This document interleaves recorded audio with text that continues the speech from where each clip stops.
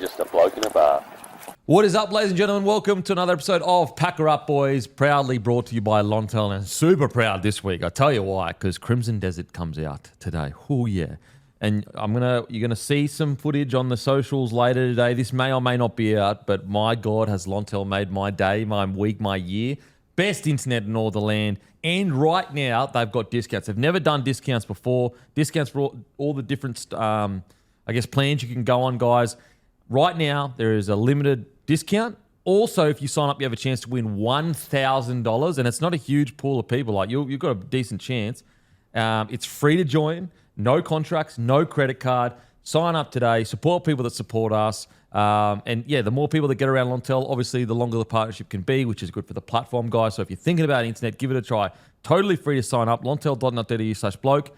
You get 7 days free, $25 credit. And also, if you create your own account, you can create your own code, send it to your mate. You get $50 cash when they use a card. It's totally free. You lose nothing by giving it a try, guys. If you're like, oh, I'm on the fence, I want to try, but I couldn't be bothered going through it all, you give them a call. They will take care of you. You don't sit on the hold line for 2 hours and then get someone that can't help you. They are on the phone straight away, can get it sorted for you in literally... Like my sister, she drives all the way in here just to use the internet. That's how good it is. Matty can attest to it. Yep. We're helping out Jack Johns as well with their stuff. He can attest to it. Best in the biz, guys. Now, I will say we have a new guest to the Packer Up Boys. Now, the only reason why he's not in the same setup as us is he demanded only ethically sourced materials to be around him. And so, unfortunately, this is not all ethically sourced. The Leaguie, welcome. You've joined Packer Up Boys.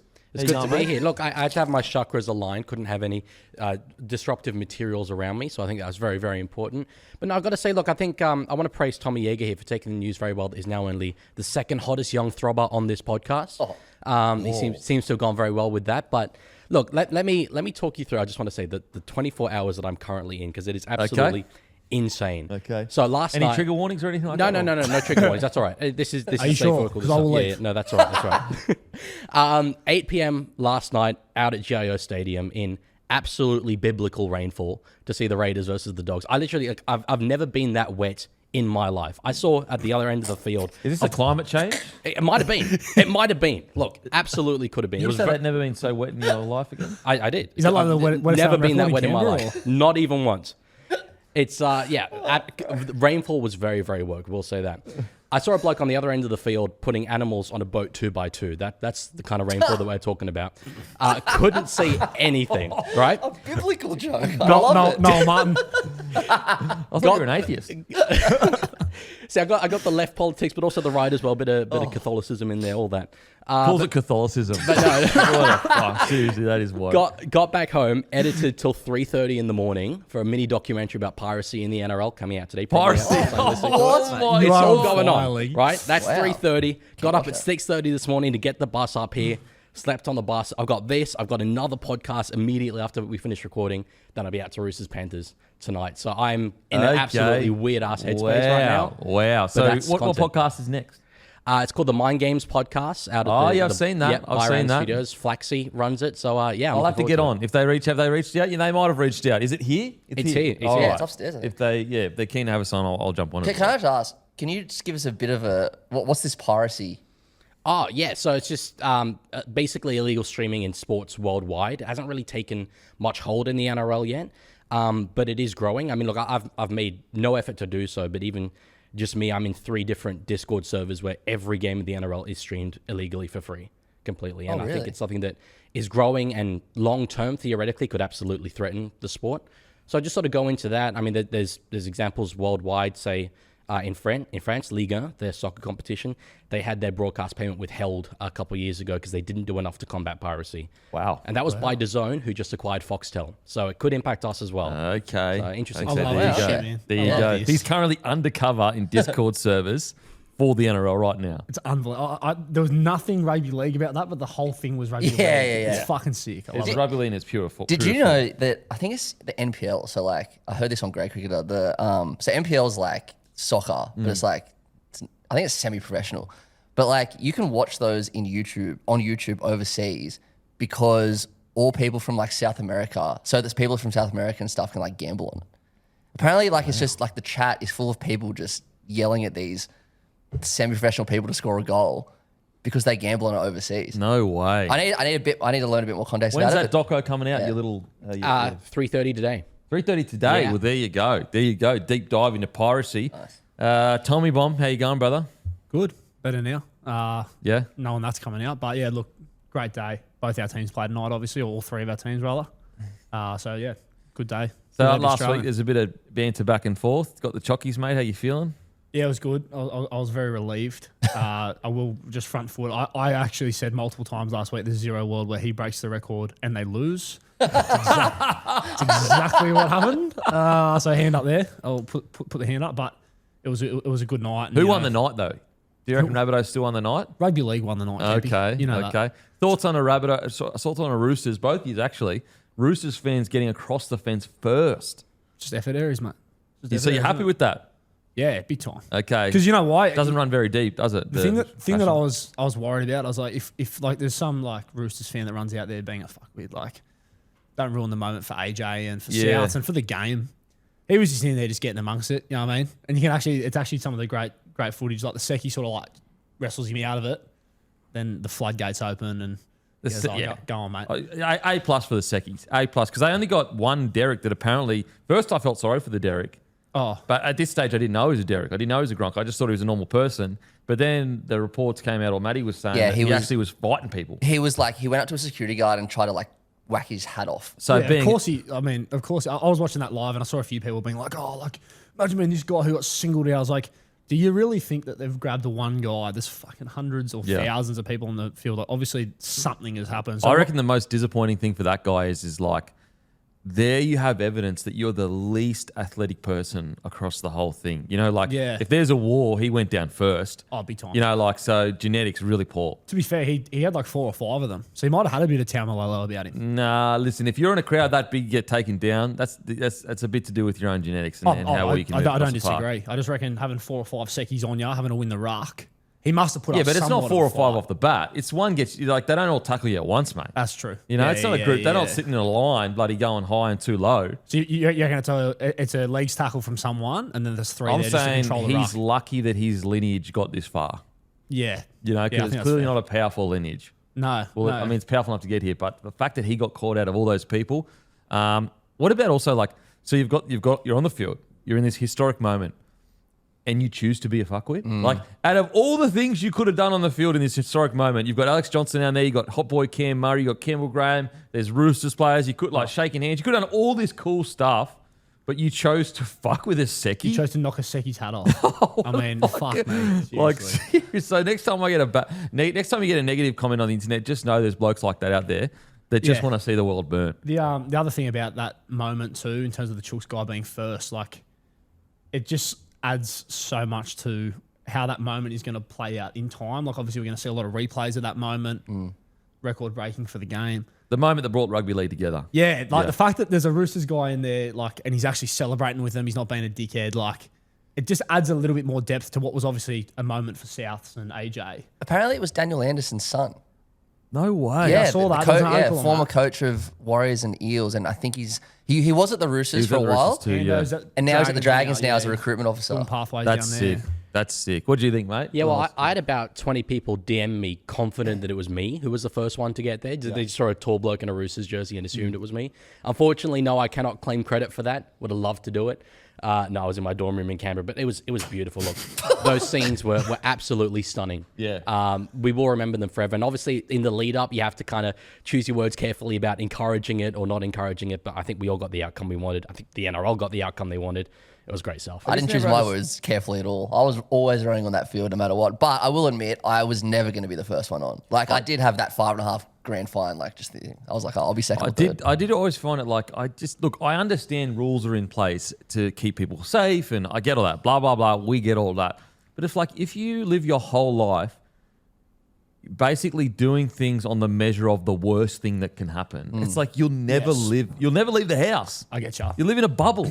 And it's just like, we have this great moment. Anyway, it happened. It was awesome. Great stuff. Guys, give us a follow on the feed as well. Got my multis all there. Good stuff. Obviously, only bet what you can afford. Don't be silly, guys. Got all my multis on the feed. Give us a follow. I got a multi for each game. and plus a sneaky, just a single multi. So I got 9 at the moment. So you can go there, you can see what I'm betting on, see how I'm going, how poorly I'm going. Massive shout out as always to Sportsbet.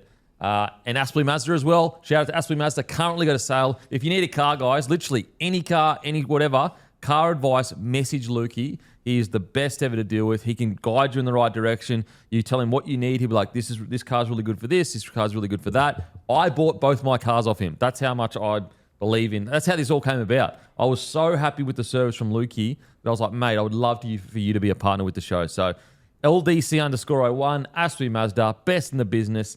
Okay, boys, Bulldogs defeat the Raiders 14-10. Me personally with this, I'm going to sound like a hater. I want to be really clear. Disclaimer, not a hater at all, because I thought the Dogs were gutsy. I thought their defense was absolutely outstanding. Absolutely outstanding. Matter of fact, I'll talk about the positives first. This is the moment for me that won the game. It was 2 moments, obviously. There was the moment where the game is on the line. Sanders, show and go, kick out, overreads the play. Sanders goes through, not only just goes through, steps off his right foot. In that wet weather, Connor Tracey finds a way to one-on-one tackle him. If he goes through there, he 99%. There was someone else covering, but he bumps him off and he probably scores. The game on the line, Connor Tracey. And heading into this year, and look, I don't know what the answer is to this question yet of do they need to upgrade their spine or not, or bring an elite tier fullback or whatever. With all this talk around Connor Tracey in that spine, for him to deliver essentially 2 points down in Canberra against the minor premiers. So that incredible piece of defense, that Connor Tracey, known more for the work he gets through, his attack to land that. But there was another moment as well. It was just before halftime. 25 minutes to go. Galvin one-on-one tackle with Young, Hudson Young, one of the strongest ball runners in the game. So strong, he bumped Critter massively earlier in the game. Not only one-on-one tackle, Tracey comes along and knocks the ball out of Hudson Young's. Would have been a try for all money. Incredible. So that grit and determination, that's the hardest part of rugby league. And the Dogs have it in spades. So that happens 25 minutes to go. In the next play, they essentially go 80 meters, and the Raiders are coming off their own end. So 2 massive, massive plays for the Bulldogs. And I just love they've got the hard stuff sorted. This is the hard part about being a good footy side. We'll stick on the positives, and then I'll get to my negatives with the Doggies. But I just thought it was a gutsy win. Yes, there are still pieces of the puzzle that need to click into gear. But Connor Tracey, take a bow. And Lockie Galvin, that try saver. Now there's reports that he was in hospital as well. Taken to hospital in this game. Could you check that? Yep. He was taken to hospital before the game as well. Absolutely outstanding. Connor Tracey, take a bow. What a great performance. Yeah, he was terrific. I really enjoyed this game. I've been quite high on the Dogs leading into the season, and even watching Vegas was kind of hard to tell because Dragons were up for it, and I thought their D looked really good, but their attack, we had some question marks. And then going into this game, I thought it was just going to come down to a few moments. I really enjoyed the battle. They did a good job. They kicked at Savage a lot, which the Warriors did a good job of the week before. Birdo went at him a fair bit. Savage did a great job sort of diffusing all those and sort of handled that pressure pretty well. And then, for Tracey to come up with those moments, even that tackle on Sanders, for him to make the tackle quick enough, it was a low tackle, but he made it dominant enough that, one, Sanders couldn't reach out. Yep. Also couldn't keep the ball alive. And also, he had overrun the play as well. Yeah. So he had to step back in the wet weather to make good enough contact there. And you know how when you're watching it in the moment, I just it just felt like it was going to be a try. You just thought it was going to be another little right foot. Yeah, you can feel it as it all happens. You can go, okay, there's a try there. Yeah, it actually felt similar to when exactly how I felt when Katoa went through in the grand final last year, and you just thought, fuck, 2-on-1, see you later, and then big play. I was really happy for him, and I think important win for the Dogs to sort of reaffirm themselves as. I think a lot of people had question marks after Vegas, rightly or wrongly, but their defense was unreal, and I think there's a lot to like. Their DNA is still there of this just gutsy, fit, keeping the Raiders to 10, keeping the Dragons towards 16 or whatever. Something along those 14, lines. yeah. 14, so their defensive average now is around 12, which is outstanding. Mate, League, what do you think, mate? Yeah, well, full disclosure, I could only see about half of the game due to the rainfall. I was there with this Scottish guy, right? And obviously the Scots are used to their rain. He goes to me, mate, I've never been this wet in my life. Holy you know, shit. it's a What hell of accent was a that? testament. Are you going to get cancelled? Is that cultural appropriation? Cultural appropriation. I've got Scottish ancestry. It's okay. I'm allowed to say it. We'll check that. wow. We'll check I do. that. I do. May as well say I've got Scottish friends next. Yeah. We'll be checking that after we go on. But yeah, look, I was sitting in the Dogs Bay, and mate, when that tackle was made by Tracey, I haven't heard a noise so loud in Canberra since Albo got re-elected. It was absolutely insane. Oh, here he goes again. Here comes the agenda. The volume Wow. by just a couple thousand Dogs fans was absolutely incredible. Their support that they offered. I mean, look, anyone that went out there last night is an absolute rugby league purist, and they certainly showed that. In terms of the side themselves, yeah, the scramble defense was brilliant. I loved early on in the game when Tamale nearly went over in the corner, and it was scrambled by Tuala, I think. Got him over the sideline. Given the low point scoring in that game, super key moment in hindsight for them to turn that momentum. So, yeah, I was pretty impressed by the Dogs. I mean, look, in weather like that, you just take the 2 points and move on, I reckon. Yeah. Now, in regards to another moment as well, what I loved. So, Galvin makes that tackle, and Young drops the ball, doesn't score. Then Young returns serve, jams Lockie Galvin, he drops the ball, and then a little shove on the ground with head in the ground. Galvin gets up, okay, sweet. So there's a back and forth. And then again, later in the game, Hudson Young drops the ball, and then Preston with a bit of a late shot drops him to the ground. And I just love that from Preston and Hudson Young, that old school battle of like, nah, you're not going to do that to me half or whatever. Okay, now in regards to their attack, there's some positives. The inside ball from Hayward to Tracey with the Burton sweeping around, that whole play. Game winner. The timing, to land that timing in a game, like it always works in training. All that stuff in training, it always looks so slick. Like it always looks so good, so good. Yeah, when we get to a game, it's going to work. And then you get to a game, it never works. That was absolutely outstanding. And I think that like that may be where the Dogs' attack can begin to start at least. Because right now, and this is the negative, this is the hate of the negative Nancy part, the Dogs' attack is so poor. Like it is, they had 91% completion rate, all the momentum, all the field position, or at least a lot of it. And they're just inability, like, it's either just a short ball to Preston or we're dropping off kick out. With guys like Critter, like even their tries that they scored, obviously it was that play through the middle, which I really liked, and it's going to take time for Hayward to continue to develop that. But the other one was just Critter's brilliance, like just busting through the line. And I just think, like, if you've got a team of kick out, Preston, who's origin level now, I think, in my opinion, so you've got origin level back rowers. You've got Critter as a centre. You've got Lockie Galvin, like you got even Jacob Kiraz, like the fact that they can't find space on the edges, the fact that their ball playing, for some bizarre reason, it just cannot strip other teams of numbers. Like I'm shocked at how far away their attack is. Now I will say it's a long season, and you'd rather have your defense sorted, which is sorted, than your attack, if you had to choose between the two. But I'm just so surprised that they knew attack was their problem heading into the season, and it's still this poor. And I know Bulldogs fans are going to be pissed at me saying that. I'm not saying it's poor compared to the rest of the comp. Listen, if you're happy with the Dogs making the 8, then the win was fine. It was great. The attack was fine. I'm talking poor relative to the Dogs being a premiership threat. If they can get their attack sorted, they become a premiership threat. Their defense is premiership winning worthy.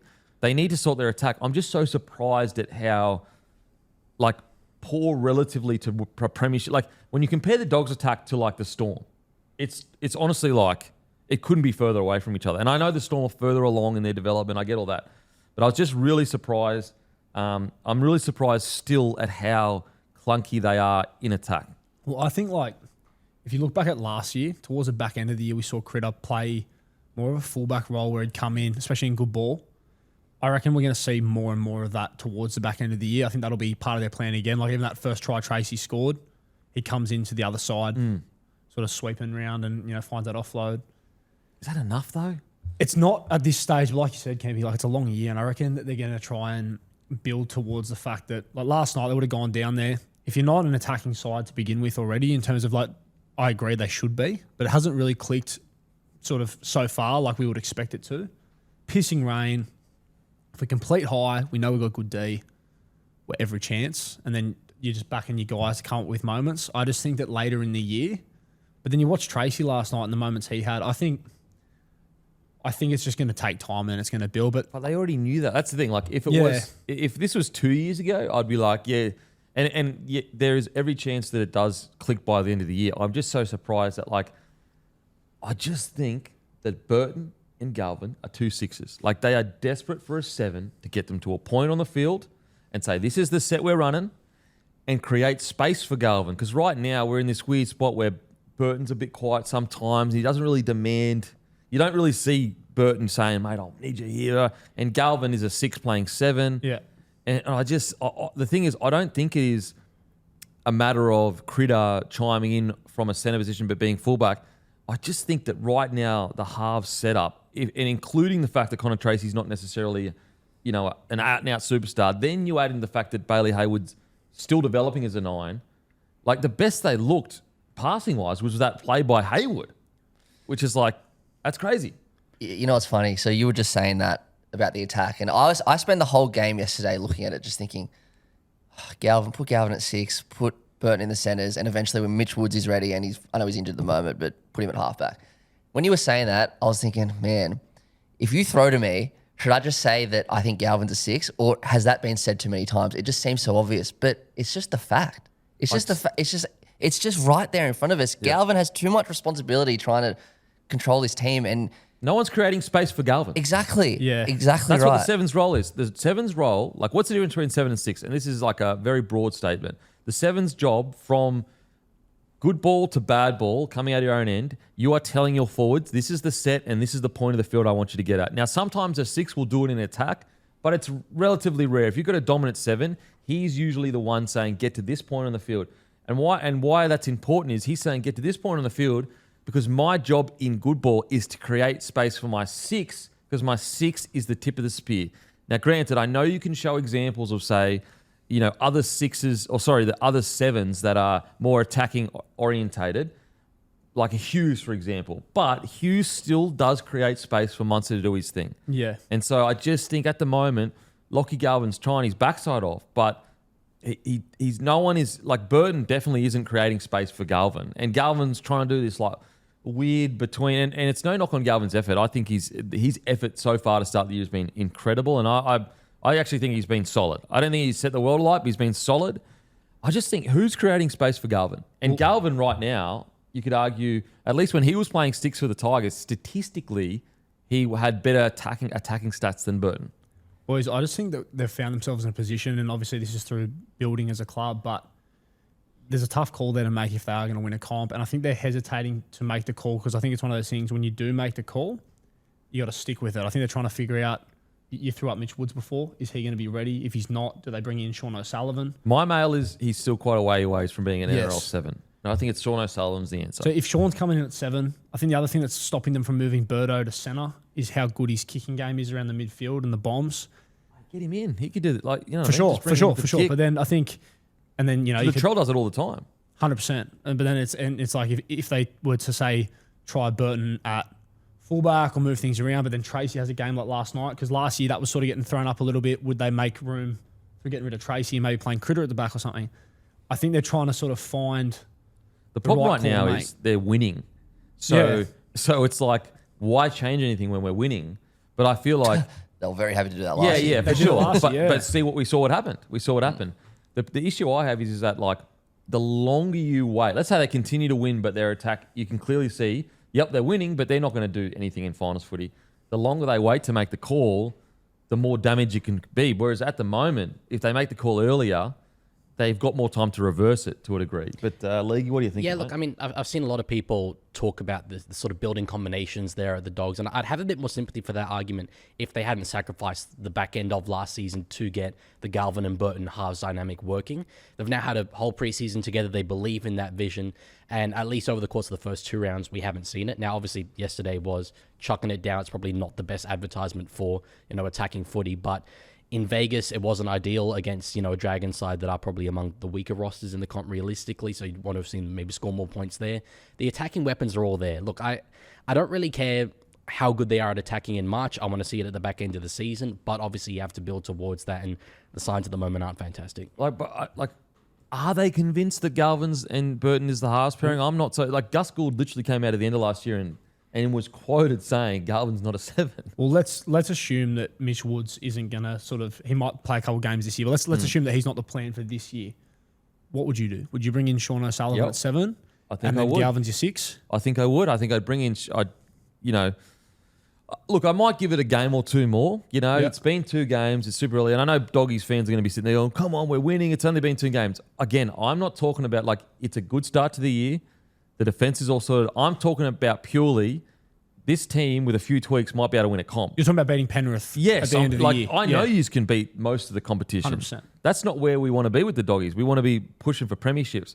And I just think like I'd probably wait another game or two because I'm with you, League, in the sense that like being 2 games, really wet weather, maybe it was the conditions. Yeah. But if we got to round 4 or 5, I'll say 5, and our attack is still just not humming, I might consider making the call. So let's say hypothetically they're 5 from 5. Sean comes in, Birdo to centres, Yeah. and then you're just making a call out of whoever's Because left. Sherry, out I of don't the think is outside going to base. be there in a month's time. I don't think so either. So Tuala, I assume, would be. Yeah, he'd get dropped. See, this is the thing. Like, everything you do should be towards building your premiership roster. If they think their premiership roster has Lachlan Galvin at 5'8", I don't really care about winning games now. There's no value in winning games now, making week 2 of the finals and crashing out. Put Galvin at 6 there. Even if, O'Sullivan's obviously not their premiership 7, get a 7 there. Get that system starting to be built. Get the players used to it. And then you add that guy. I think they could with him at 7. Like I think he would balance out their side. That's what I was about to say. Like the Broncos, and I know Galvin's not Darren Lockyer, but the Broncos won with Shane Perry and Darren Lockyer at 6. Now, Lockie Galvin at 6, he's one of the better 6s in the competition. And I know people don't want to say that because everything that happened and there's a negative. There's no denying at 6, he's one of the better 6s. I'm not saying he's number 1 at this stage of his career. He has the potential to be number 1. But I would say he's a top 6-ish, 5'8" in the competition. On his day, he's a top 3 on his day. And so it's like you can go in right now. You can go into a game with a top on his day, a top 3 or 4, 6. Right now, you're going into a game with like he wouldn't even be a top 10 number 7 at this stage of his career because he's not a 7. You've got Burton's such an interesting one because he plays well enough to keep his spot and he's solid and he has these good moments, but I do feel he doesn't inject himself enough at times. Like there's times where he can be quiet and he kind of goes through a few games here or there and then he has these big games. So with Burton at centre, he's a top tier elite. He won a Dally M at centre. Yeah. And so you've got a Dally M level centre. You've got a potential Dally M level 5'8" in Lockie Galvin.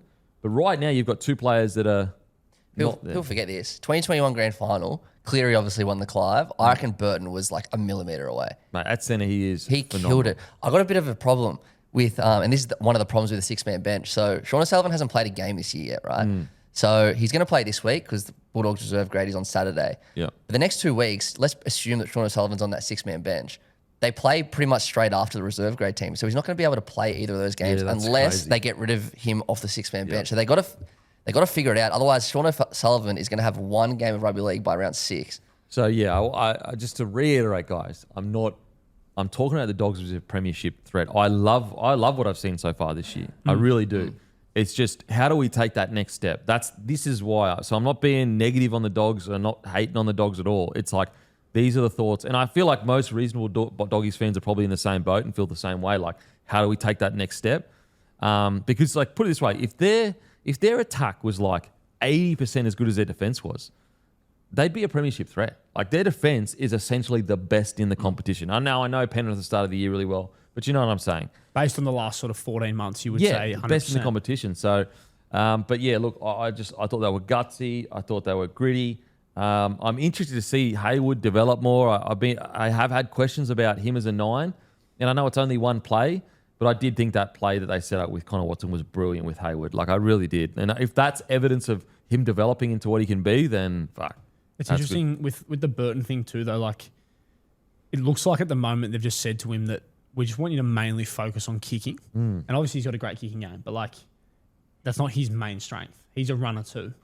So you're sort of leaving some stuff on the table. I'd just be interested to know. Do you feel like Burton gets involved enough as the premier? Because right now he should be above Galvin in regards to the premier. I agree, but I think that might be the dynamic that they've gone out with is we want you to take pressure off the game management side, let Galvin do his thing. And I think that's sort of resulting in them leaving some stuff on the table in terms of what they can get out of Birdo. I'd just be interested to know, Mitch Woods, he's had some hamstring issues in the preseason. That's why he's currently out. Well, that's why I wonder how much of a mix is it of he's just still very young versus would he have been good to go had he not had those soft tissue injuries? People I've spoken to is he's still got a bit to be ready to be an NRL. So it's not setter. necessarily the hamstring stuff. It's more just his youth.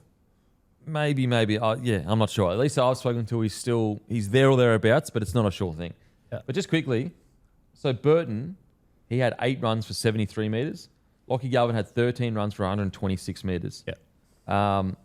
I will say Galvin's defence. Now it was a wet night and they were absolutely hammering him, but just there's a few misses that he needs to sort out. Is there any reason that Birdo didn't honk up a couple of Birdo bombs last night in that torrential rain? I was yelling at the screen all night. He put up a couple that I thought Savage handled well. There was one that went to ground and I don't think they ended up scoring off it, but it was the only one that was dropped. And it was where Savage was out of position. He wasn't back. Every time that Savage was back, he did such a good job under him. But I will say, Burton's long kicking game last night was phenomenal. So good. Yeah. Phenomenal. Like, if I can get 15 to 20 runs out of Burton plus that kicking game, mate, I'm set. It's just funny though, because let's say he does, right? And there was patches last year when it was Sexton and Birdo, he was running more. That was their strength. They had a play last year that they used to run. They scored off it on Good Friday. It's one of my favourites I've seen where they actually dropped Burton back under towards the middle. He threw a face ball and they scored next to the post with a front rower. If he starts doing more of that, Galvin gets less ball. Galvin's not doing as much kicking. All of a sudden, people start going, "What the fuck's Galvin doing?" Well, it's kind of two worlds because right now Burton's not creating space for Galvin because it's not his job, and Galvin's not creating space for Burton because that's not his. And it's actually statistically, Galvin's playing more like a 6 than Burton is. So look, the good thing is it's a good headache to have because there are so many other teams that would kill to have the defense that the Doggies have. Yeah. If they run with those guys long term this year, I think they can still get the best out of him if Hayward really comes into his own. And with Jamin and Kurt, man, if they can free up space more, like you look at how Melbourne play, Grant does a lot of the heavy lifting that allows those guys like Hughes and Munster still do a lot of game management stuff themselves, but that's the only other way that I could see it working with those two. Yeah. It's going to be interesting to watch, but outside of that, who stood out to you, mate? Leaguie? For the Dogs, Yeah. look, I want to praise the scramble defense again. Like I thought Anara Tuala, obviously there's a lot of storylines around him this week with the whole Bronson Sherry situation. There would have been a lot of head noise coming into that game, and he was just solid. He did his job well. I feel the Raiders targeted him a fair bit, but his commitment on several plays was very good. It was effort plays by the entire team. It was hard for me to single out players at the ground specifically, but yeah, look, I liked what I saw generally. Speaking about the Dogs, they've got Newcastle next week, but beyond that, round 5 and 6, they've got Souths away and then Penrith. I think that's where we'll get a really good sort of sense of where they're at the moment if they are taking that next step this season. Now, on to the Raiders. In regards to some positives, I thought KO Weeks was outstanding. Yep. Every time he ran the ball, he had them totally scrambled. I thought, if Connor Tracey didn't have that match-winning play, I probably would have had KO Weeks in my team of the week fullback. I thought he was so good. He was moving so freely in the torrential rain. Crazy. And every time he ran the ball, they just couldn't tackle him. And then their whole defensive system was thrown out. Without KO Weeks on the field, I reckon the Raiders struggled massively last night. That's how important he was to a lot of their starts of their set. Outside of that, look, yes, were there some tough calls against them? I will say that. But also, Papali'i 10 in the bin, definitely. I thought Tarpanier was super lucky to stay on the field. That's been 10 in the bin for a while now. Am I seeing things or what? I reckon if they didn't already have that sin bin, he might have gone. I agree completely. Yeah. That's been 10 in the bin forever. Yeah. They're as in, recent, last few years or whatever. So, it's hard for me to be too critical of all the penalties they had against them because it's man, a lot of them were warranted. You could point out a couple maybe that they got wrong, but I don't know. I felt like a lot of them were warranted. I wouldn't mind seeing though, a lot of those penalties last night early doors were for offsides, mate, especially on the goal line, and that's fine. If the NRL's cracking down, I saw Joey wrote an article about how a lot of the stuff the NRL is doing right now, it's going to pay dividends long term in terms of the product. I get that. Sin bin someone. If we've gone 4 or 5 offside penalties inside 10 metres in fucking 3 sets with the same side, sin bin someone. And I know however you go about it, then there'd be people going, really, we're submitting people for offsides. But if you're going to blow that many penalties, that makes sense. I think if you give away 2 6-agains and an offside in a penalty, I think it almost should be an automatic sin bin. Yeah, make it black and white. Make it black and white. Like, if you've given 2 6-agains away in a set, because I'm with you, mate, like, we're not going to stop it by blowing the pee out of the whistle, because a lot of the coaches know by mid-year they're not going to continue to do that. But I'll tell you how we will stop it is if you go, you give, and look, that's why it's unfair on the Cowboys, because I didn't mind the 10 in the bin, but I know they're not going to be consistent. If you're the Cowboys, you're sitting there going, what the hell? We got 10 in the bin. Meanwhile, I watch all these other games where there's multiple 6-agains, there's multiple penalties, and like there's not even a whisper of a 10 in the bin. I'm with you, mate. I think the quickest way you'd knock that on their head if you want to send a strong message is 3 in a row in a single set, gone. 100%, because otherwise, like, how many times in the last 10 years with different rules have we seen one of the great rugby league stalemates where it's essentially refs and the NRL trying to crack down, the coach is going, you can't fucking do this all year. Yep. We'll just stick to our guns. And the coach is like, if you're holding out and you're not letting in tries, that's the priority. So a penalty and resetting, it's not the end of the world. But when you start losing players, it's a good incentive for teams to go, okay, well, fuck, we need to get back on side. The better teams now, when they're on their own line, they bank on their defensive systems to work until the attack makes an error. Like, go and watch all the best teams. If they're a little bit under the pump on their own line, they just start giving away 6-agains. They just go, yep, sweet, 6 again. Like, it happens every time I see that, and you know it's intentional, and you know it's. I wish the ref would be like, you do that again, and it's 10 in the bin, just because like. And I think 3. I think 3 is a fair number. 3 in one set, that's unacceptable in my opinion. I think if you're doing 3 in one set, you're almost intentionally breaking the rules there. Because, last night it started to actually ruin, like, I reckon 3 or 4 times at one point in the same attacking phase, like, Canberra thought they'd forced an error. Whether it was a drop ball or, like, the ball went over the sideline, got around each other. Nah, penalty for offside. It's a fucking hell. It's frustrating to watch. It kills the moment. Yeah. Like, they're all there fired up. You're like, mad, they've just defended 4 sets in a row. Nah, he's a fear. Mate, what I don't get with that is, and these are the penalties I felt like were rough on the Raiders. It's like, how come the offside wasn't called before? Like, why was the offside called after the attacking team? Because there's no advantage. You can't say you're playing advantage, because if they're offside and they're in his face and he drops the ball, it was a penalty straight away. Yeah, so that's where I can understand why the Raiders are a bit pissed off, because it's like, why are you calling it after it happened? The one I want to point out is the one where the Bulldogs took the 2. So Critter was upset about something, and he just absolutely gave the ref a serve. And then I think they got 6 again from that. Anyway, he's given the ref a serve, and then this is when the Raiders are defending their goal line. They pass it back 20 metres, force an error on that play, and then what you just said just happened. They all got around him, and the ref blows a penalty. And I looked on the replay, I couldn't see anyone offside. I'm just like, did you just give away a penalty because Critter sprayed you? They try to get Corey, but Corey was just up quick. He wasn't offside. But also, wasn't offside. Mate, you could call offside on every play. I think it's very strange to be calling offside after an error is made. Yeah. Like, if you're offside, call it immediately. What do you reckon? I'm with you on that one. Like, you're right. I didn't think about this, but it kills the moment, and it was frustrating watching as a fan. Yeah, this is us as like rugby league purists debating the confusion around this. We're struggling to make sense of it. I was there last night with this Austrian guy, right? Never watched a game of rugby league in his life. I'm trying to introduce him to the sport, explain it to him. Accent incoming? No, definitely not. The Austrian one. Not doing the Austrian one. Coward. But we see other end of the field, like Raiders will drop the ball. I'm explaining to him, knock on and all that. Then Adam G immediately gives away a penalty to the Dogs. And no, actually, it's the other way around now. The Bulldogs have the advantage. He asks why. I have no idea. It's just, it makes it difficult to attract new fans in. Imagine that was the first rugby league game you'd watch. You'd have no idea what was going on. Yeah. Impossible to explain. So Thoughts on the 6-agains if you do give 3 away in a set? I like that because each referee is an individual and has their own individual feel for the game. And look, we've in rugby league for the longest time had this battle to try and achieve consistency, which we'll never get because everyone's a human and no one's the same. But if you do have that black and white rule, it just takes the pressure away from the referee to be able to have that feel, takes away the discretion. I think I'm a big fan. Yeah, and I just think as well, like, if the players know, it's definitely going to be seen. Because that's what's funny is that was supposed to be the rule last year. I'm pretty sure that was supposed to get implemented last year. the refs have they have the ability 3 seconds in a row they can send 10 to the bin. Well, and it takes criticism away from the referees as well, because if you have it sort of just be sort of vibe based, then you can validly criticize the referee if you disagree with his opinion. But if it is a clear 3, it's out of his hands. He has to make that call. And like, let's say he's given 2 away and they're on their try line, and he says, as he gives a second away, 6 again, he says, guys, 1 more sin bin. Like, how can you be?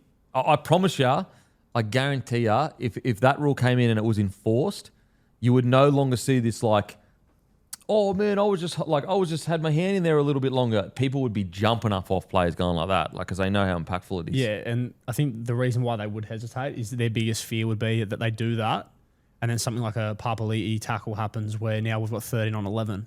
I think you just got to take your medicine there. I think if you do it for long enough, it'd take a month, and teams, like you just said, they wouldn't be. They'd be jumping off tackles. Yeah, 100%. Like this idea, it does. And look, I'm always, player and club first in regards to like, with the, I guess the rules or whatever.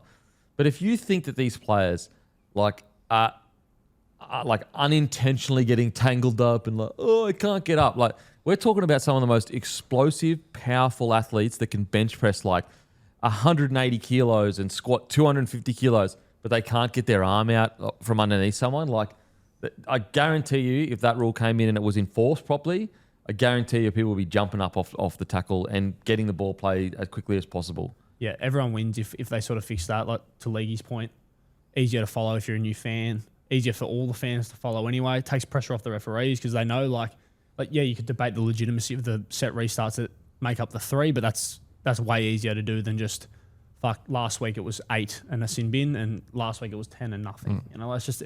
Yeah, and then like the Cowboys, they get 3, and the third one was very... Look, I do think he stood in the way intentionally, but it was very like 50-50. Cowboys are sitting there going, oh yeah, mad. Like, we're the only team that gets that done to. Also getting pumped. So it's like fucking... they know that in that situation, it's not going to get as much scrutiny as it would in a game like last night, where it could be... Like, I do think, even on that play where Tracey goes through off the Hayward inside ball, you can't tell me that being a man down for 10 minutes through the middle didn't come into that somewhat in terms of fatigue levels of that late stage in the game. You know? For sure. Like, it can just have such an impact, so they just need to get it right. I got to say, I know he had an error or two, but Tamale, holy moly, he's a beast, bro. Far out. Like, 273 meters. He had 29 runs. He essentially had 30 runs, bro. Fuck. The next best runs wise was 19. So he had 29 runs. Connor Tracey had 24. That's the next best on the field in regards to with the doggies. So, yeah, the closest is 24. Goes 29 Tamale, 24 Connor Tracey, and then 19. Bro. 29 runs is ridiculous. 273 meters, 2 tries, 62 post contact, 5 tackle breaks, a line break. Like, bro, 29 runs? That's crazy. Well, we talk a lot about the young core that Ricky Stewart's building there at Canberra, the whole weeks at the back. You got Sanders and Strange in the halves and Paddy at hooker. But I think there's absolutely a world where in 3 or 4 years we're looking at Tamale as one of his best young signings over from the Dragons. I mean, the shift he put in last night was absolutely brilliant. Under the high ball, he was solid as well. He's someone who I think is really going from strength to strength, and obviously still very young. Those sort of rough patches will round out. Seems to be a really quality winger. I tell you what, I bet you Dragons are sitting there going, oh my God, how did we lose this guy? Okay, on to next. Don't Get proudly brought to you by Code Sports. Go to codesports.com.au/bloke. You get your discount for the year. No more paywalls. Just subscribe. Trust me, once you subscribe, you will not... It's one of those things where it becomes so easy. And I know the feeling when you go to a website and there's a really cool article and then the paywall comes up and you're just like, oh man. Once you just take that trouble out of your head, the amount of just going to the site and being able to read whatever article you want, you'll be stoked. Good, and there's plenty of articles on there. Okay, GIO Stadium incident. Serraldo needed stitches after a freak accident, suffering a deep cut to his hand when glass shattered in the coach's box. The incident happened late in the Bulldogs with win over Canberra when he tried to open a fogged window. I want to see where's the footage. Well, we've been speaking about this. Tinfoil hat. I don't buy Where this. is it? Can you grab the tinfoil from over there, please, mate? Yeah, it's just behind you there. I'll chuck it on. You're gonna need this one. Thank you. Thank you. Oh wow! Jeez. Fucking work on the hands, mate. Jesus. Saving it. saying it for They didn't want to cut them. That's the problem. So, look, I would not be shocked in the slightest if a certain coach or assistant coach or someone in the box in the throes of passion as young Jake Preston slams the football down.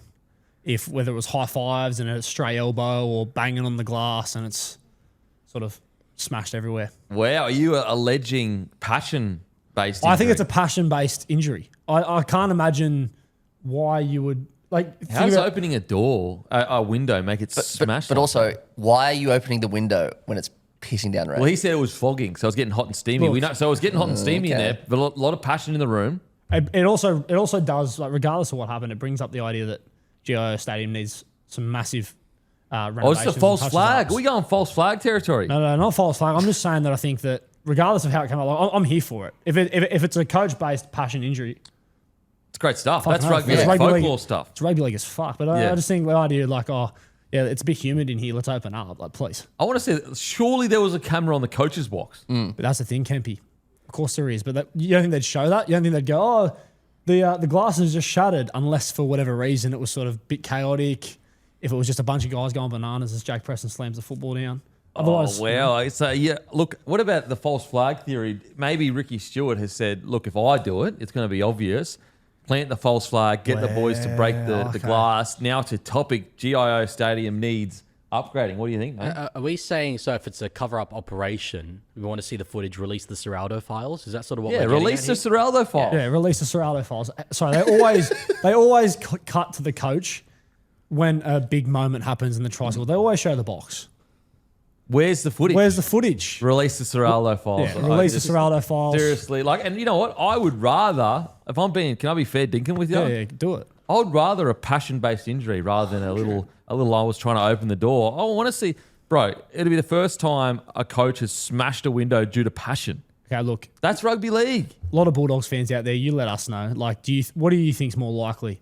Jake Preston slams the football down to most likely seal the game. Boys go bananas. Stray elbow or hand goes through the glass. Or Seraldo's not a big humidity guy, a bit stuffy, can't see, and opens it up and it smashes. I don't think so. I don't think so. And also Please. get the towel out and just rub it down if it's foggy. You know, Yeah, the good yeah, old- use the hand like you would in a car. You Like know what I it's- did see? I did see Ellen that he was writing like "I love," and he had his wife's initials. Seraldo. that's romantic. Yeah, I in like the that. like fogging that. I like that. Yeah, release those files too. But also, sorry, they've got like 4 iPads and shit in there that they watch the games on. So what are we talking about here? Like, So- I was so- foggy, I couldn't see. You just check the fucking screen like they do after. You watch any game back from the last 5 years, when there's a try that's a bit 50-50, it goes straight to him.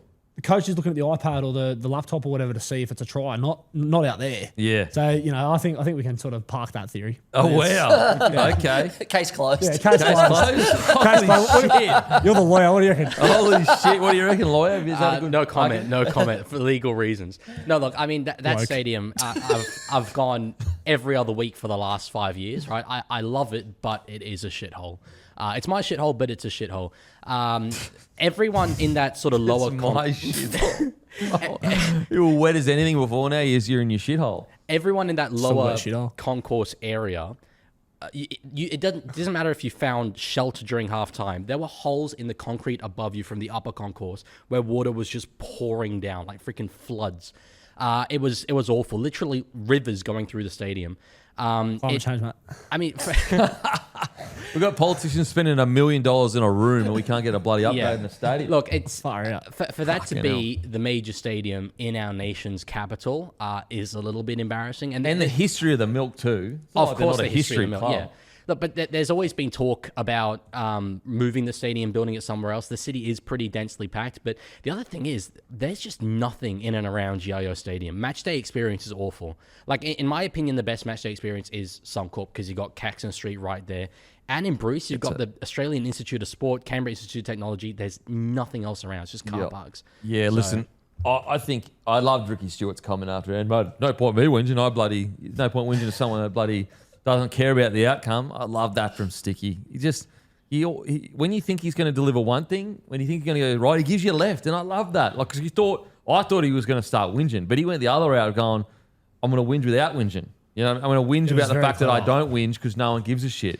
And yeah. that's a pure storyteller. Do you though. reckon that's though because he set up Seraldo to do It's the a false glasses flag. to It's a psyops. whinge for It's him? a rugby league psyop. It's a psyops, rugby league 100%. false flag. Seraldo and Stewart, I'm sure they have a relatively good relationship. Listen, listen, what we'll do is, in return for us not releasing the Seraldo file, so we're not going to release the tape of you bashing it. We need you to bash it and then just say that you heard it by opening it. We'll go with you on that. Yeah. And then we'll get an upgrade to the stadium. Maybe they should name the stadium Seraldo Stadium. Yeah. I'm here for it, especially if he's been romantic as well. He was like, no, I love my wife and that. That's romantic, passionate.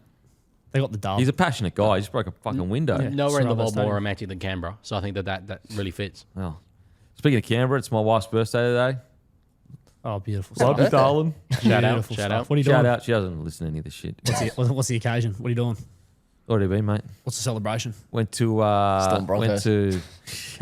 went to a restaurant on Wednesday night.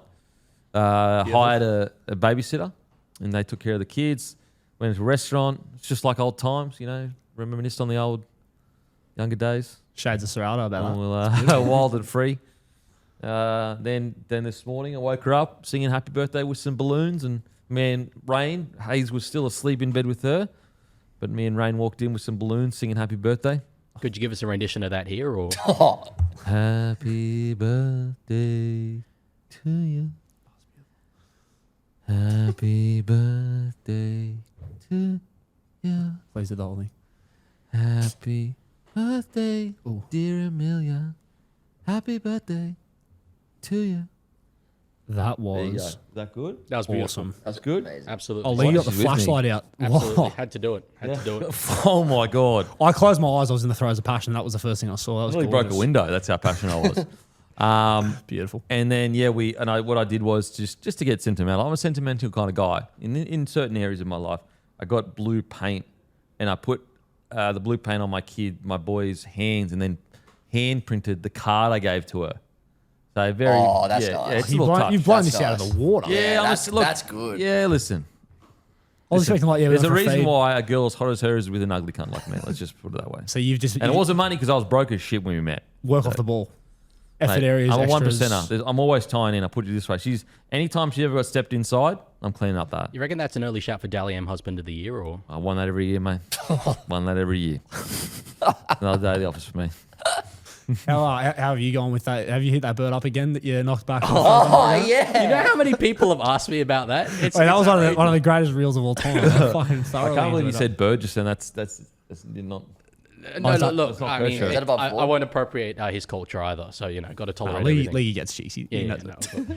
no, look, They're called women, okay? Sorry. Show some respect. Females. I hate to say that was only like 40% true. That story. It wasn't. I didn't actually. you block her. GST'd it? I did GST. It's a joke. I thought that was obvious. Yeah, but- bit of rugby league narrative. I Yeah, believed it. There's a bit of I mayo on top believed of it it as well. Look, So look, I he's did a liar. I knew Was it you even hadn't a blocked date? her. I knew you hadn't blocked her, but like, Yeah. No, look, I did meet a girl before. I did turn down the chance to hang out with her that night to watch her join a peasant masterclass, and I do have no regrets. Okay, that's the truth of it. So you did turn down a girl, Yes. go and watch. Which for a guy like me, I don't really have those options coming up that frequently, so it was a big decision to make. Okay. But got to see the Broncos get beat, and that was worth it. All I heard is I'm a misogynist pig.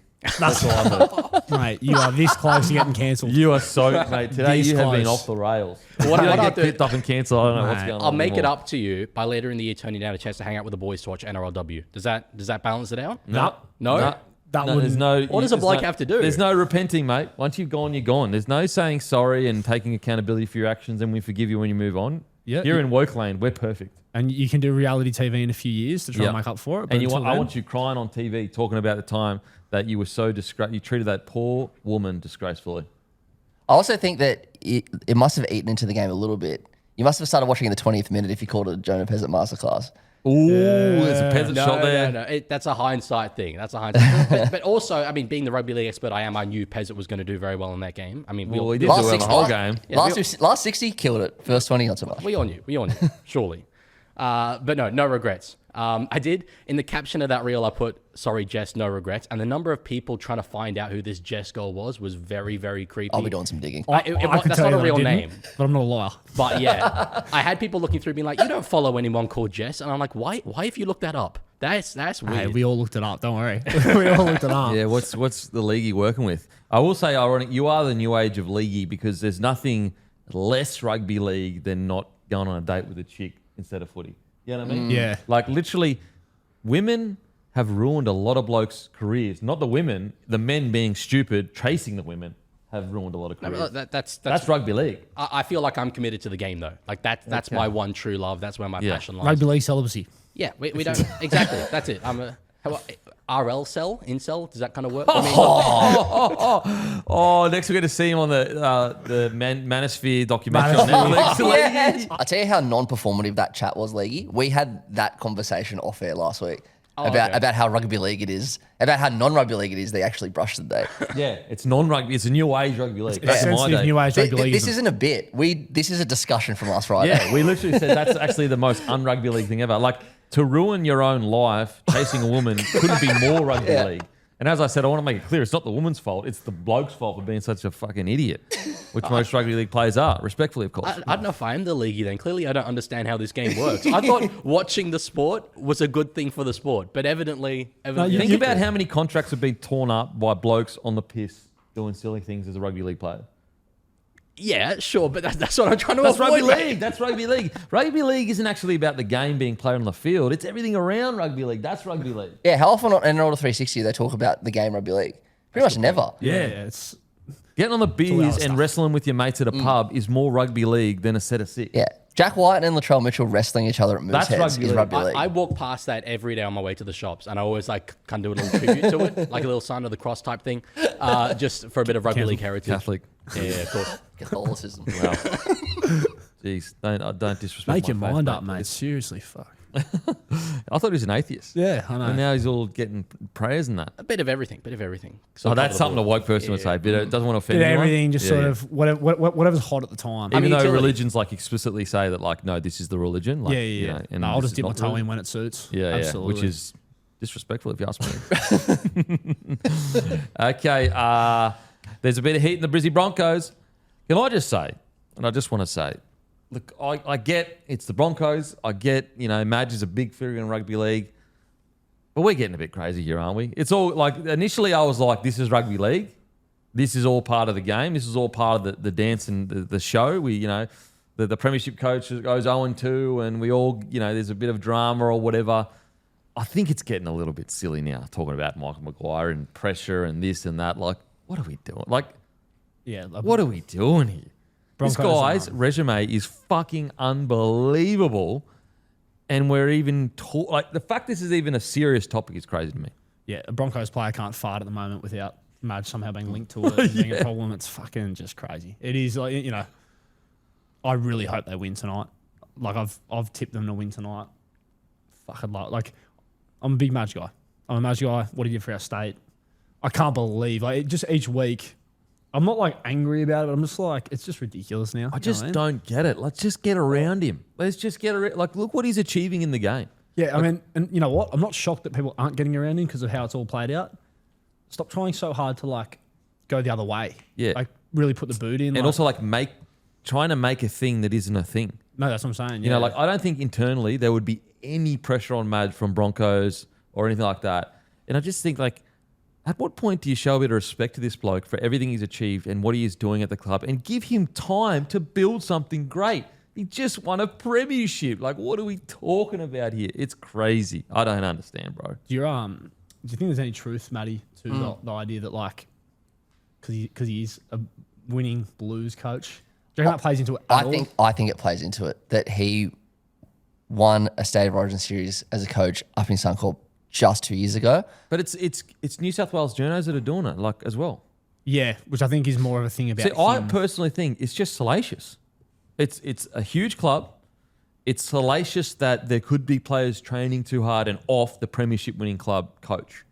Like, I just think it's a really easy headline that he's training them too hard and they're off him, but they won comps and they're, like, It's also like the nature of how ridiculous it is almost makes it more fascinating to people as a viewer or a reader, because find me another sport in the world where the premiership winning coach can have this sort of shit written about them and you're not laughed out of the room.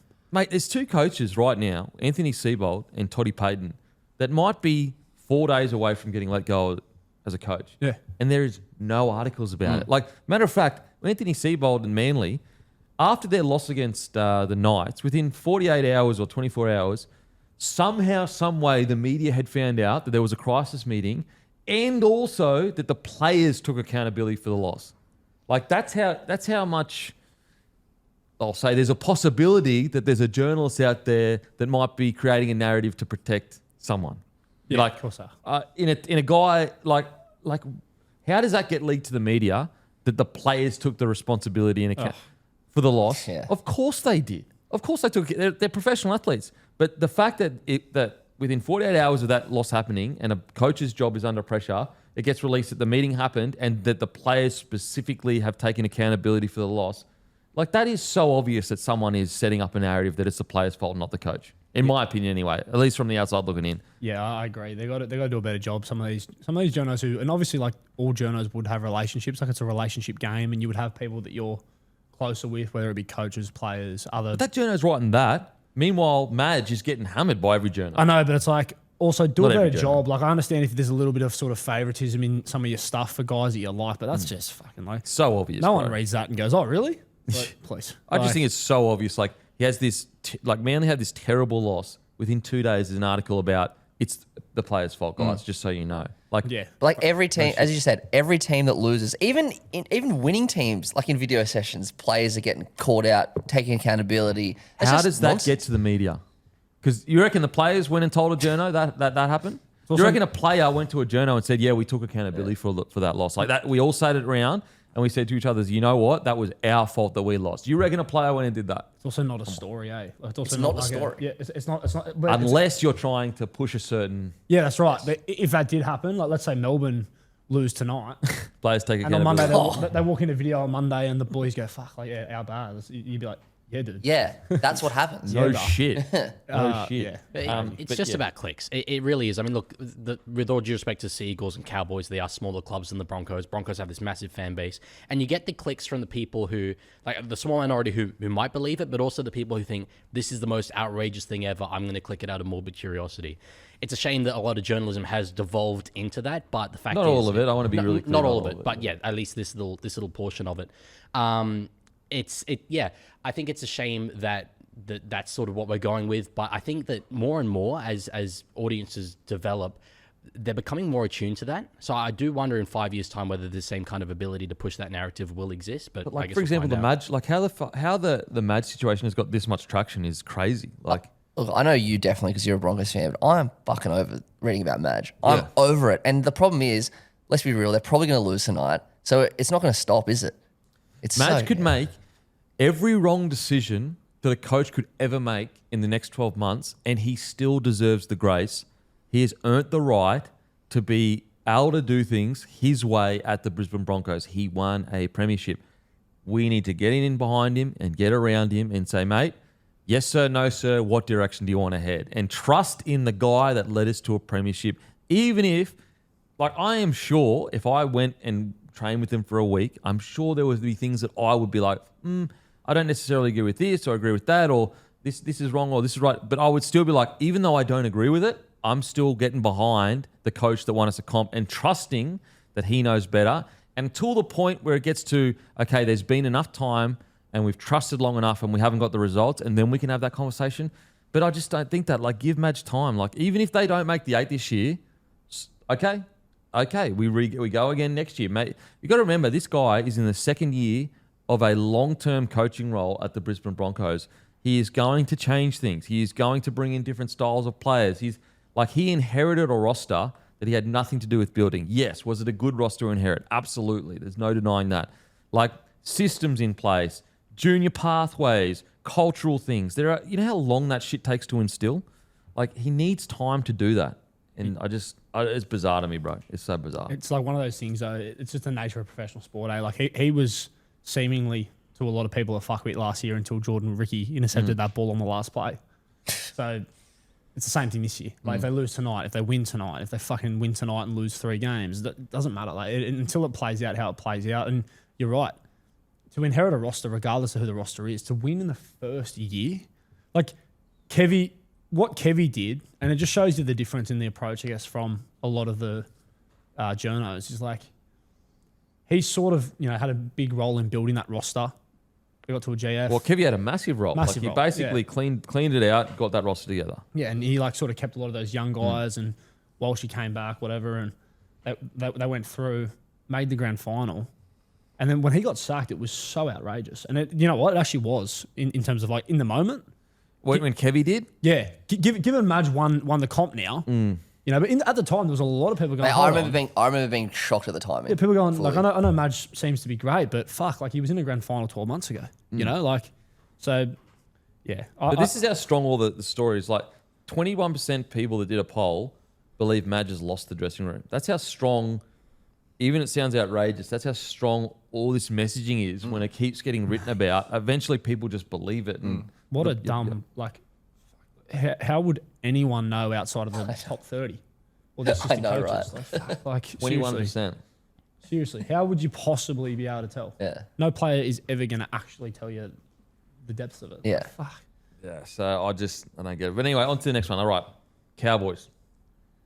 If the Cowboys lose this week, is Todd Payten the coach next week? Can I just like, what's the point of an interim coach when you're in round 3? Gives you time to go out and recruit a proper the actual coach. Then why not bite the bullet at the back end of last year? Yeah, I mean, in saying that, like, you give him opportunity to, mate, here's the start of the year, things can turn around. I think Todd Payton's probably going to be the first to go, but I just think round 3 is a bit early. I'd probably give him to round 10. Then you still got 4 months for an interim coach. There's still like I think it's a bit early. Yeah, I mean, by the sounds of it, he cleaned out a lot of his assistants at the back end of There was last a big year. review. Yeah. There's a big review by the Cowboys in the whole system. So he's obviously been able to convince them enough that, like, of whatever his visions are moving forward. It's just hard. Like, I'll tell you just in regards to your question, in regards to the interim, who would sign at the Cowboys right now? no one. The one I'd be looking at, I mean, No. What I'm saying is like, if you're a player, how can they recruit anyone to the Cowboys right now? Whereas if there's an interim coach and you've got this like, okay, this is who we might get, this is who we might get. There's players going, okay, so it's the interim at the moment, but these are the plans. There's a projection towards the future. Whereas right now, as it stands, you're going to a club that you just like, you know, is Todd Payten going to be there? Is he not going to be there? You know what I mean? Like, it's looking like he's not going to be there. Whereas like the plans aren't clear as what direction they're heading. I guess then, just to go to your point, if you do have an interim now, then you can actively start looking for a coach for next year. And then by round 11, you may have someone for next year. And then to your point, players will come. Yeah, so that's a good point. It's a quicker way to go, like, we can be... Yeah. Whereas right now, whilst his coach, it would be disrespectful to Payten to go out and recruit, saying to those players, there's going to be a new coach here next year. And also, if Payton's the coach, you can't go looking for a new coach. And also, right now, and like, I don't like talking about this stuff because it's like, it's a bloke potential losing his job. But this is our job to analyse rugby league. If I was a player, it doesn't look like a place I would want to go right now if Payten's the coach. Yeah. Right now. Could change, but right now. I just want to jump in on that. We spoke last week about the Wars and their pathways. We were talking about Canberra before, right? So there's a few places that are just far enough away in rugby league that everyone knows is like you're going to have to pay overs or it's harder to get people there. So Sticky did a great job a few years ago when they were in the grand final, when he got a lot of English players. They were going to come here for a decent price because they wanted to prove themselves in the best comp in the world. Canberra, cold. Shit. Close to home. No offense. My wife's from Canberra, so I can it's kind of like the Scottish friend stuff. Pass. Yeah. Like close enough to home. Got a Canberra pass. They'd go. Yeah, you got the Canberra pass. But I reckon Cowboys need to do something like when they signed Tamalolo, bring him over pretty young. He's built his life there. Like, you need to try and do a better job of tapping into the North Queensland pathways and building your side there because it's a hard enough place when they're thriving to bring guys out of area up there, let alone now. Like, Do you reckon talent's been their issue though? Well, I reckon in terms of like being able to attract players, like of course when the coach is under pressure and if he's not perceived to be that popular up there or whatever, that's hard in itself. But to move to far North Queensland, if you're not from there, you don't have your family there, like it's a hard sell. Yeah, but I don't think talent's an issue for them. I think they got so many Origin players. They've got heaps in there now. And then, like, to your point as well, like, they're juniors. Like, they are, bro, the talent up north is hectic. And they don't just have North Queensland, they've got, obviously, Darwin and everything as well. Yeah, of course. So I don't think talent's a problem. I think the biggest issue with this era is for some bizarre reason, they haven't bought into defence the defensive side of the game. They've been so reliant on the attack. And I think if Payten had his time back again, I don't think he would have the weird relationship he has with Taumalolo. That's always been so weird. But also, I think he would have made he would have sent some tougher messages about key players when they made poor defensive situations. Like, I think there's too many times where Payten has probably gone, that was really bad defense, but I'm going to keep him this side because he's our best attacking player, or one of our best attacking players. I reckon if he could have his time back again, earlier on in the piece, he probably would have, recruited more defensively minded players, but also sent strong messages in regards to selections. Instead of choosing the guy that can score 4 tries, choose the guy that's a really good defender. I think that's probably what he would do. You know what's so weird about that? They had that one year, I think 2022, where their defense was amazing. Unbelievable. And then it just fell off a cliff. Yeah. But like That was their best year. even times we'd see him debut players who were like great, like a perfect example, and Purdue's a gun. Like, he's a gun. So it's probably the wrong example. But like, what's Purdue's biggest deficiency? Is his defense. Yeah. And so and I'm probably using the wrong person because he's a future superstar. But I'm just saying, like, all their young guns coming through, what's their biggest deficiency? It's defense. But that was sort of like meant to be Payton's thing, right? And like, So strange, bro. it's weird. Like, even watching that game against the Tigers on the weekend, some of the tries they were scoring, like a couple of the balls that Drinky threw, you just Unbelievable. Like, fucking hell. Unbelievable. But then they're letting in those points, and that's where I think Drinky's an origin level player. If he sorted his defense out, and there was a period where he was close to it, he is an origin player. his attack is like right up there, Arguably if not the best in the best. competition. Yeah. So Yeah. I think who do you see going in there and being able to sort of I think it's about the Instill that. type of player recruit. Like, I just think they fell too much in love with what Wayne Bennett always did really well is he would balance his roster. So he might have a player like a Reece Walsh that, defensively, even though he's gotten better, but like crazy attack, defense not so great. But what he would do is, let's say you've got one center that's like gun attacker. He would balance it by putting a defensive center on the other side. And I just think that the Panthers the Cowboys got too caught up in just like, let's get the best attacking team possible instead of going, all right, let's recruit around who's the best defensive guy we can put in. Let's give this guy a debut that's he may not be as good in attack, but defensively he's quite good. I think also their defensive system, whoever came up with that, maybe the players aren't buying into it, but whatever training they're getting in regards to their edge defense, it's unfortunately just hasn't worked. It's just really, really poor. maybe like centers would be a great start, because you look at who their back rowers are, and Lukey's probably a bit better than Nanai defensively, or Yeah, probably I definitely. would say significantly better. Defensively, yeah. But given you got these back rowers who are dynamic, offload, skillful, kick target, you're probably not going to be able to attract a strike center up there anyway, because of the reasons I was saying before. Maybe that's where you just put in someone who's just going to be really good out of yardage, defend well, balance your side out from every the outside side in. needs a Staggy. Every side needs, you know what I mean? Like, every side needs those players. They don't get all the raps. They don't get all the glory, but they're the glue of teams. They're the glue of teams. Like, think about, even the Panthers. Like, I don't know, he has these big moments in attack, but like Liam Martin, like, compared to a guy like a Kickow, like their ceilings are night and day different. And who'd they keep? Who'd they keep? They kept the fucking dog that, yes, don't get me wrong, he's still good at attack. I'm not fucking saying he's not. Yeah. But what I'm saying is like, his defense is fucking mad. Like, look at the Storm. They had the two best defensive edge back roles in the comp for many years. And I know Kenny Bromwich initially had decent attack. But what was their edges known for? Fucking crazy good defense. When Katoa went from the Warriors to the Storm, what did they focus on? Like, his attack was almost like non-existent. They made his defense unbelievable to a point where he would barely miss a tackle on the edge. Every edge back row that goes there, it might change going forward, but like they build their defense first. And I just think the Cowboys fell in love with it a bit. So, okay, Toddy Payten, let's go. So this is the thing. I mean, we're talking about systems, right? And we just said with Madge how long systems can take to implement into a side. Todd Payten is only behind Ivan Cleary, Craig Bellamy, Trent Robinson, and Ricky Stewart for longest stint at their current club. He's had a very long tenure there. Aside from that one season where they made the prelim final, it's been fairly unremarkable, especially given the number of Origin players that they have.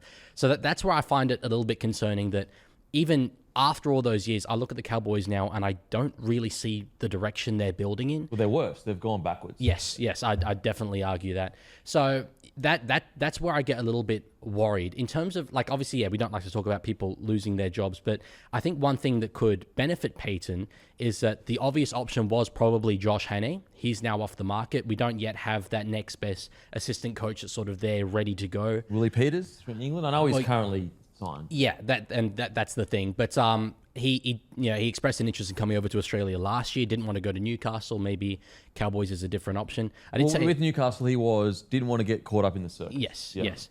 I did see a Manly fan say that they have to jump on Willie Peters before the Cowboys do. Wonder if there could be a little bit in that. But I reckon Manly the fit is Ballon, probably. yeah, no, I think that's fair. But the one that I would look to for Cowboys, if we are talking, who's the next coach, I like the look of Dean Young from the Dragons. Yeah. He was an assistant under Payten at the Cowboys, knows that club inside out. Old school. I know Payten was old school, good defensively, but known as a defensive player. Yeah, and I think, as we say, I think that's probably what the Cowboys need, right? A bit of that defensive resolve. So we'll see as the year goes on. Maybe another assistant will sort of pop up. But look, in terms of the question we started on, which is if they lose, will he be there next week? I still think he will be, purely because there's not that next obvious option that's available. I reckon if he loses to the Titans, I reckon they'd probably bite the bullet and they just go, let's get straight into the market. Let's get, I think, or at the very least, he knows privately. Because right now, if you're the Cowboys, it's a race to the next best coach. And let's say Manly jump first, then they've got first dibs at the next best coach. For Cowboys as well, it's also a race of Murray Taulungi's off contract. Jackson Purdue's off contract. Purdue's off contract too. And, there's can't a lose reason those why two. they haven't re-signed. Exactly. They don't know what's going Imagine on. if Cowboys lost those two. Oh, they'd be. I mean, I like what you just said about Manly before. If it plays out with Seibold, like going someone internal who sort of knows the best bits of what they were as a club when they were successful, like your Tuvies, the Hasler, played under both of them. That could be awesome. I was just trying to think then off the top of my head if there's anyone. Dean Young's a good shout given he's been there as an assistant, but I wouldn't mind seeing someone who would lean into sort of that Cowboys. That's why Hannay, I was so surprised. Geez, I'd love to know if the Cowboys went after Hannay. Mate, I reckon given how many people were coming on board, it would shock me if Hannay didn't know about that happening already to go to the Titans. You know what I mean? Like in terms of having like Matty Johns, Gordy, this whole revamping. I reckon he must have been sold the dream and been like, he can see the vision. Yeah. I think in regards to Manly, we'll get to Manly. Look, I think they should have parted ways last year. I think when you look at, if you take out his, it sounds silly to say, but let's say you take out his rookie year, his best finish is 7th. Outside of that, Seibold, how many years has he been coaching? 2018 was his first year. So 18, 19, 20, 21, 22, 23, 24. I think he missed one of those years. 25, 26 now. So he's in his 7th year of... 8th year of coaching. At his third different club as well. Like he's had opportunities. And so he's made one prelim and he came 7th. This is his 7th year now. So it was 2018, 19, 20, and then he missed 21 and 22. To be fair, I think he was assistant coaching for England Rugby Union or something. So he was still doing shit, but he was not a head coach. Out of 6 years, he's won one. It got to a prelim, came 7th, and then every other year. And wasn't the 7th? Wasn't that the 59-0 game when Parramatta destroyed them? They had no chance of winning anything that they scraped in. I just think that there's more evidence of him not being able to manage a team than not. He went to the Broncos, disaster. He's gone to Manly. They've gotten progressively worse. Yeah, well, with no disrespect to him, when he signed, the general consensus was that everyone was very underwhelmed. Also, he was signed by previous owners, previous management. Previous CEO. Everything was different. So, it doesn't shock me. I thought it was a Tommy weird Turbo signing. only signed 1 year extension. Yeah, I thought it was weird at the time when they signed him. I was like, this is so bizarre that he's the guy you're choosing. But I'd love to see, after what you said, like you said, regardless of who it is, you never want to see anyone lose their job. But yeah, of course.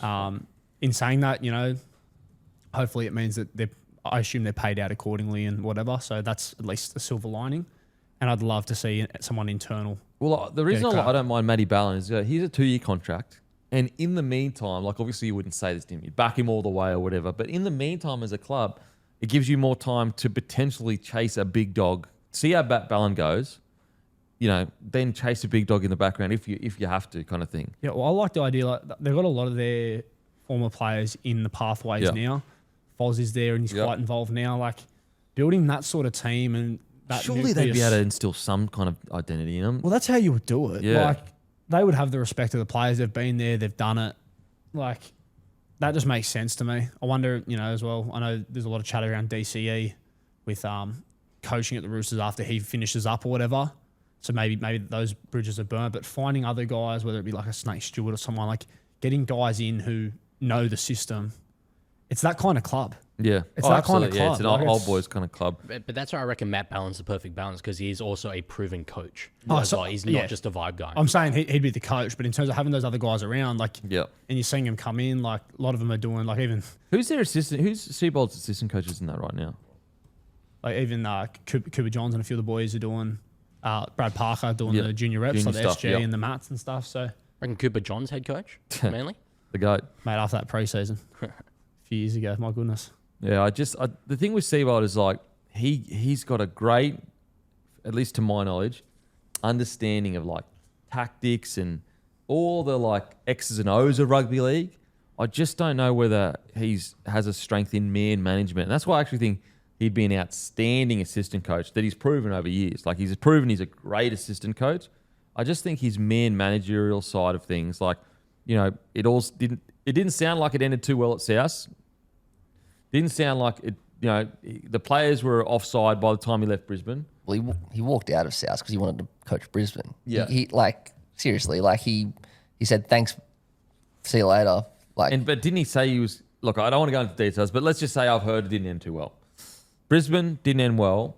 And to my understanding, I think there's key players in this Manly side that don't necessarily get along with Seibold as well. Well, I think when you're someone who you weren't, like, Billy Slater coaching Origin, done everything in the game. If you're not someone who's sort of done that level of, or even being like someone like Matt Ballon, who was a really good career first grader, I think it's more important that you are a good man manager than a tactician because like, with how professional footy is now, like you got with your assistants and even with the playing group. Your assistants can do the tactics in that. And Wayne Bennett, perfect example of that, right? In terms of as the game's evolved tactically, strategically, he just brings in the right people, but his skill set has evolved and stayed pretty consistent. And it just seems from the outside looking in with Seibold that's never been something that he's been able to just nail.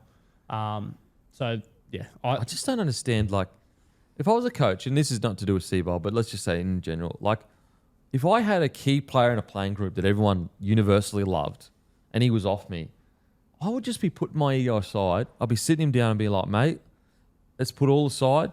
Whatever I did wrong to you, I apologise. Let's move forward together. You know what I mean? Like, I don't understand how that happens where a coach can have, unless, like, look, yes, okay, some senior players can be absolute, like, bad people or whatever. So, yeah, sometimes that may happen. But a lot of the time, if they're loved by the playing group, it's like there's a reason they're loved. Like, they've earned the right. I just never understood how a coach doesn't just put the ego aside. And like, you might say, well, the player's got to put the ego aside. But the coach's job is to manage the players. It's not the player's job to manage the coach. And that's where I think as a coach, you just put aside, you sit them down and say, mate, what do you reckon? Especially if I got to a point where my job was on the line, I'd put it all aside and I'd say, you tell me which direction you want to head and we'll do that. Because, like, my way hasn't worked so far. So let's do it. Let's work this out and let's work together. That's what I'd probably do. Yeah, well, and on the note of it being the coach's job to manage the players, I mean, this is a question for you guys just purely off the dome, but name me a Manly player who under Seibold's tenure has played at their best. Like, I've just had only Kohler. Yeah. Olakawatu. And they're still relatively early in their careers, so we don't know what they're going to be like under a different coach potentially. The fact that there's only maybe a couple we can name is a bit of a bad testament. So Kieran Foran and Jim Dimmick are the assistants. I was just going off your point, do they need a Manly guy? So I went through like pretty much the last 40 years. So they've had Des Hasler, Jeff Tuvey, and Bob Fulton as their coach. And obviously they're all Manly absolute legends and they've been good. I've had a look at the kind of like the Trent Barrett era was obviously pretty poor. They made one final series. The Seibold era isn't going swimmingly. Peter Sharp era, that was Northern Eagles, so I don't really know how that went. So it is a good point. Like, maybe the Manly DNA is a thing. Can I say, too, they went away from the Manly DNA and they tried to make out like it was the coach's problems. Now, I'm going to be quite strong on this myself. The fact that there's 3 different examples there shows you that it fucking works. Yeah. I would argue that whoever the admin was at the time, whether it be the board, the CEO, whatever, it probably was just them trying to just short ball some heat away and be like, this is our new direction to please some people. That stuff at a club like that, it fucking works. There are some clubs where it just works. Like even the Dogs, everything they've done, they've brought in a lot of guys who were there when they were at their best to bring back that culture side of it. And I think, like, you know, Kebby, on your point before, you know better than anyone, like, if you lose a senior player, at some point that is going to bite you in the ass. Like, regardless of how well you're playing, at some point it's just going to burn the bridges. So, yeah, I would love to see them bring in someone where just naturally, because the other thing that's hard about that, from, you know, to Seibold's defence, when you're trying to implement standards, you need to be quite strong, and there's a way to go about it. A lot easier to do that if you're rolling in there as, hey, I've fucking won comps here. But this is what works. Guess who sets the standards though? It's a senior playing group. That's so right. If you don't have them on side, you're just never going to win that battle. Like it's almost impossible. But I think, yeah, someone like a Ballon, for example, though, rolling in there, naturally based on what he's done, he has that authority. He doesn't need to overdo it. He can sort of just be more sort of personable and patient. Like, let's say you're trying to set standards and you've got a senior player group that's not buying in. Like, surely you've got enough people skills to sit down and go, mate, this is why I'm doing it. Like, this is, and listen, I know, you know, this didn't work here, or you disagree with this. I get it, mate. I really do. But can you just come with me? And then I promise you, we'll sit down in a month's time. And if it's still not working, let's compromise and I'll work with you. Like, you know what I mean? Like, very rarely do you find a senior player that's gotten to that point that wouldn't be open to a man-to-man, bloke-to-bloke discussion of like, can you just come with me for this? And then, you know, it doesn't happen that often. You would always have to be aware, I reckon, too, of like, the player is the guy on the field with the boys. Yeah. Like, they're on there together. You're not. So you always need to have that in mind where it's like, but like, for example, it's got to work. To play NRL, it's a team environment. Yeah. If you're yes, of course, there have been dickheads and everything like that. But like, to be a senior player in the current roster, like in the current climate, like, if you were a bad person or shit to deal with, you would have been found out ages ago. Like, most of them are relatively, like, the selection process happens by the fact that you're still around as a senior player in a playing group. They've all approved you. And so, I don't know. Anyway, I think definitely if they come out and they win this week, they got to bye this week. If they come back out and win when he comes back, obviously I'm not saying that he still should be fired then, but they got the Roosters next Thursday. Yeah, they're not going to win. Well, we'll see. I just don't see a world where like they just magically turn things around. Like, even if they go on a little bit of a run, are they gonna challenge for a competition? I don't know. Me personally, I think yes, it's only been 2 games, but it's actually been 3 years. The club has gotten, I'd argue, progressively worse. They've also got a very unbalanced roster. Yeah. Well, there's that. I think sometimes you just got to read the writing on the rugby league wall too. Like, Turbo, like, you will not find a player outside of those, like all the brothers, but especially Tom and Jake, who are more manly. For him to sign for 1 year is fucking absurd. And nearly talks about going to Super League because he was so offended about everything that happened. Talking about going fucking Super League, like, if that doesn't tell you that something's doing, It's cooked. I'll give it away. Like, that is fucked. That is fucked. Alrighty. Are you playing Crimson Desert? Do you know what Crimson Desert is? I do not. You're not Too a neckbeard, too mate. violent, probably. Bloody hell. Okay, Sydney Roosters versus... What did you say? Too violent, probably. Holy shit. He only plays pacifist games. Pacifist game. Like fucking... Little Big Planet 3. You know what I've been playing The a lot Sims. lately? I've been playing the Formula 1 games. I've just become obsessed with the lap times getting quicker. Leaguie, That's my obsession. Electric. Leaguie's been protesting for the Sims 6. Yeah. He's desperate for it to come out. F1. You said the F1 game? Yeah. Electric vehicles, I imagine.